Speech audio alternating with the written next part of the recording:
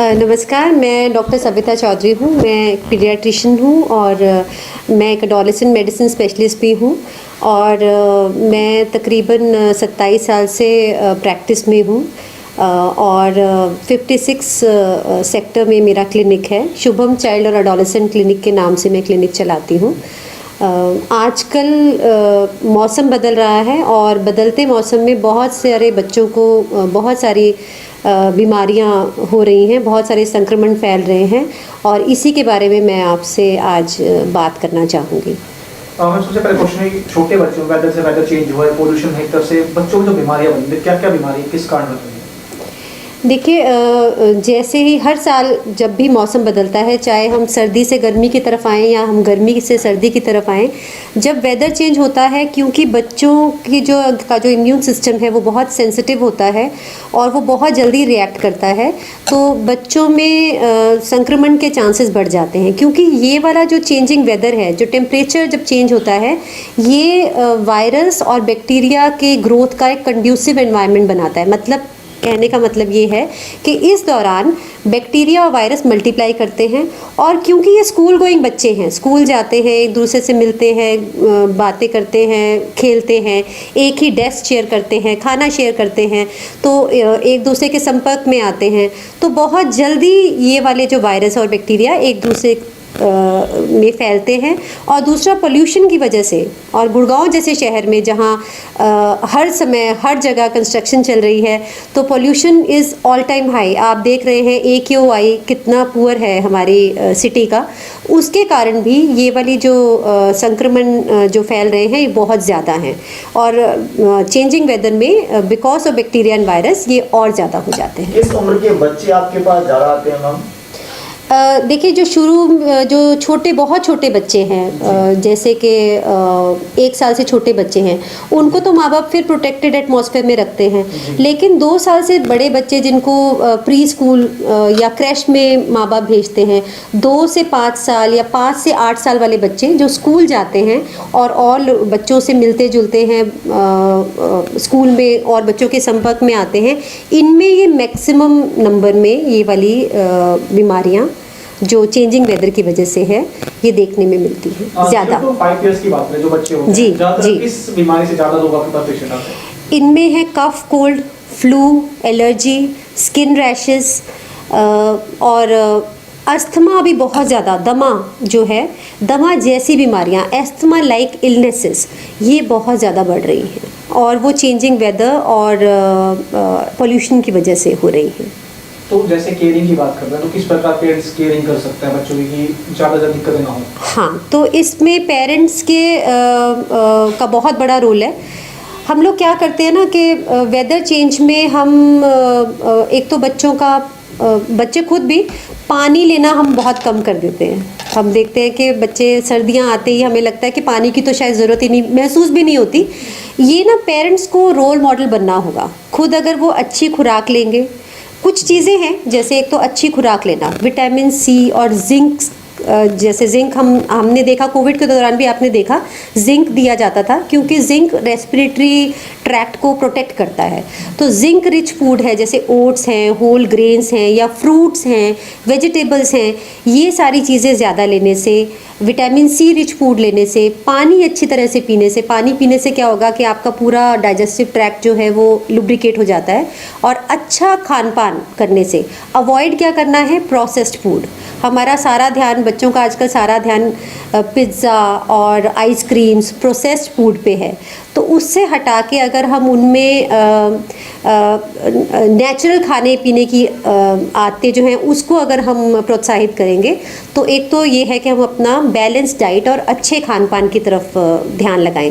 Example के तौर पर मान लो अगर आपके बच्चे को जूस पसंद है, तो आई वुड प्रेफर कि आप बच्चे को जूस के बजाय होल फ्रूट दें। होल फ्रूट में बच्चे के साथ को फाइबर भी मिलेगा, और जो जूस प्रोसेस करके उसमें एक्स्ट्रा शुगर जो डाल दी जाती है बाज़ार के जूस में, वो आपकी कट डाउन हो जाती है। तो एक तो खान पान, दूसरा आप लेयरिंग, आप जो भी कपड़े, जैसे पेशेंट्स मेरे पास आते हैं वो पूछते हैं कि कितने कपड़े डालने हैं। आप इतने भी ना डालो कि बच्चा पसीने से भरा हुआ हो, लेकिन जितने कपड़े आप डालते हैं उससे एक एक्स्ट्रा लेयर बच्चे को डालनी ज़रूरी है। और जो जैसे ऐसी जगह है जहाँ पे बहुत ज़्यादा भीड़ भाड़ वाली जगह हैं, जैसे लिफ्ट्स हैं या मॉल्स हैं। अब हमें कोविड में पता चल गया है कि हमें मास्क लगाना है, हमें भीड़ भाड़ से दूर रहना है।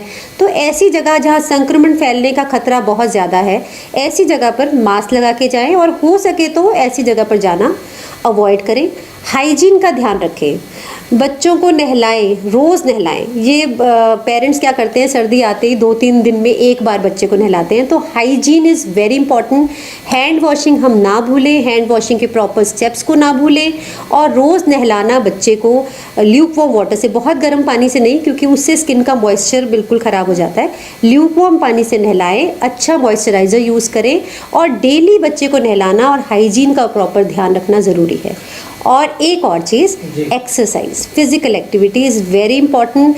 बच्चे को चाहे घर में ही, हम बाहर तो बहुत ज़्यादा नहीं भेज सकते क्योंकि air quality is very poor, तो हम चाहते हैं कि बच्चा बाहर जाके वो मतलब बहुत ज़्यादा ठंडे हवा के उस पर ना पड़े, लेकिन घर में ही आप छोटी मोटी योगा आसन है या छोटी मोटी ऐसी एक्सरसाइजेस, फिजिकल एक्टिविटी बच्चे की ज़रूर आप मेंटेन रखें, जिससे कि उसकी सेहत अच्छी बनी रहे। जी।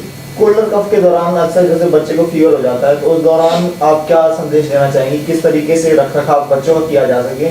नहाना चाहिए बच्चों को या फिर उस रेगुलर टाइम में? क्योंकि लोगों के मन में है, माता पिता के दिमाग में एक चीज़ रहती है कि उस दौर वो बच्चों को नहलाते नहीं हैं, 2 से 3 दिन तक गैप कर देते हैं। उस पर क्या बताना चाहेंगे आप? देखिए, फीवर बॉडी का एक रिस्पॉन्स है towards infection, and 99% of the time ये एक वायरल इन्फेक्शन का एक साइन होता है फीवर। तो एक तो सबसे पहली बात ये है कि माँ बाप अपने आप से सेल्फ मेडिकेशन ना करें। पिछले कुछ सालों में मैंने देखा है कि बच्चों को, जब बच्चे बीमार पड़ते हैं, फीवर होता है, तो पेरेंट्स क्या करते हैं कि डॉक्टर के पास लाने के बजाय खुद ही एंटीबायोटिक स्टार्ट कर देते हैं। तो एंटीबायोटिक का प्रयोग अपने आप से ना करें, क्योंकि 99% केसेस में ऐसे फीवर, वायरल फीवर्स अपने आप से ही सबसाइड हो जाते हैं 24 to 48 आवर्स के अंदर अंदर।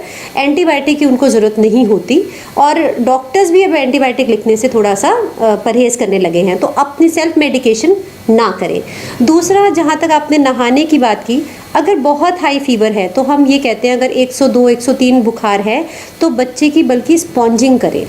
इतने हाई फीवर में कोई भी दवाई, बच्चे क्या करते हैं, पेरेंट्स क्या करते हैं कि कोई भी दवाई जो उनके सामने आई, कॉम्बीफ्लेम है या मेफ्टल्पी है, वो देना शुरू कर देते हैं। ये दवाइयाँ बच्चे के शरीर को बहुत नुकसान पहुंचाती हैं, लिवर को, उसके GIT गैस्ट्रोइंटेस्टाइनल सिस्टम को बहुत नुकसान पहुंचाती हैं। सिंपल तरीका है कि अगर 102 से ऊपर बुखार है, ल्यूक वार्म वाटर से स्पॉन्जिंग करें, उसको 100 तक लाएं और सिंपल क्रोसिन का एक डोज दें, और फिर डॉक्टरी सलाह लें। अपने आप से दवाइयाँ ना शुरू करें। आज के फास्ट फूड को लेकर और नॉर्मल फूड में इम्यूनिटी सिस्टम कितना फर्क पड़ता है, इम्यूनिटी सिस्टम कितना इफेक्ट पड़ता है? देखिए, हमारा जो मेजर चंक है आजकल बच्चों का, उनका रुझान फास्ट फूड की तरफ है, और हमारी इंडियन एकेडमी ऑफ पीडियाट्रिक्स की तरफ से हमने एक लागू किया है, एक एक्रोनिम बनाया है, से नो टू जंक्स। जंक्स मतलब JUNCS हमने ये बनाया है। जे का मतलब जूसेस पे पेरेंट्स का बहुत वो होता है, जूसेस पेरेंट्स को लगता है कि जूस बहुत अच्छी चीज़ है। हम ये कहते हैं कि जूस में सिर्फ पानी मिलता है बच्चे को, वो भी शुगर ऐड किया हुआ। हम चाहते हैं बच्चा पूरा फ्रूट खाए ताकि फाइबर भी मिले। आपको पता है सर्दियों में खास करके बच्चे का डाइजेस्टिव सिस्टम स्लो हो जाता है, कॉन्स्टिपेशन के चांसेस बढ़ जाते हैं। फाइबर खाने से कॉन्स्टिपेशन भी नहीं होगी। तो पूरा फ्रूट खाओ, जूस नहीं खाओ। U stands for ultra processed food, यानी कि जिसमें बहुत सारा ऐसा कुछ सामान डाला है जिससे उसको टेस्टी बनाया जा सके। आप एक पोटैटो वेफर भी खाते हो ना, चिप्स खाते हो, उस एक चिप्स को बनाने के लिए भी करीब 50,000 साइंटिस्ट जुटते हैं ताकि उसको वो वाला टेस्ट और क्रंच दिया जाए। लेकिन उसका टेस्ट और क्रंच आपको कितना ज़्यादा उसका एडिक्शन बना देता है, एडिक्शन कर देता है, ये आपको अंदाज़ा भी नहीं है। तो अल्ट्रा प्रोसेस्ड फूड है, जैसे कि मैगी है या आइसक्रीम्स है, इनको अवॉइड करना है। न्यूट्रिशनली डेफिशिएंट फूड जैसे कि कोक है, जिसमें सिर्फ कैलोरीज हैं और कोई न्यूट्रिशन नहीं है, इसको अवॉइड करना है। कैफ़ीन वाली चीज़ें, too much T and coffee, और शुगर और सॉल्ट, नमक और चीनी बचपन से ही थोड़ा सा कम रखें। तो इससे आपकी सेहत बहुत अच्छी बनी रहेगी। आजकल जितने लाइफस्टाइल डिसऑर्डर्स हैं, चाहे वो डायबिटीज़ है, चाहे हाइपरटेंशन है, चाहे हार्ट डिजीज़ है, चाहे किडनी डिसऑर्डर्स हैं, ये सारे आपके बचपन के फास्ट फूड के खाने की वजह से ही हो रहे हैं। तो अभी वेदर चेंज हुआ है, छोटे बच्चों में दिक्कतें भी आ रही हैं, उसको लास्ट क्वेश्चन है, क्या मैसेज होगा बुढ़गांव लोगों के लिए, किस प्रकार बच्चों केयर कर सकें? देखिए, मेरा मैसेज यही रहेगा कि अपने बच्चों के रोल मॉडल्स बने, एक्सरसाइज ना छोड़ें, फिजिकल एक्टिविटी ना छोड़ें, घर में अच्छा खान पान रखें, बैलेंस डाइट रखें, पानी खुद भी पिए, बच्चे को भी पिलाएं और हाइजीन मेंटेन रखें। और बच्चे को जो कोविड अप्रोप्रिएट बिहेवियर हमने सीखा था उसका आज के दिन भी फॉलो करें और बच्चे को ये समझाएं कि किस तरह से अगर खांसना छींकना है तो किस तरह से फेस को कवर करना है, मास्क का यूज़ कैसे करना है, ठीक से हैंड्स कैसे वॉश करने हैं और समय समय पे जो टीके हैं जो आपको बीमारियों से बचाते हैं, अपने डॉक्टर के पास जाके उन टीकों के बारे में जानकारी लें। बच्चे की जिन जिन बीमारियों की रोकथाम आप कर सकते हैं उनकी रोकथाम करें और समय समय पे अपने डॉक्टर से मिलते रहें, अपनी डाइट को लेके, अपनी सेहत को लेके। बस इतना ही मैं कहना चाहती हूँ।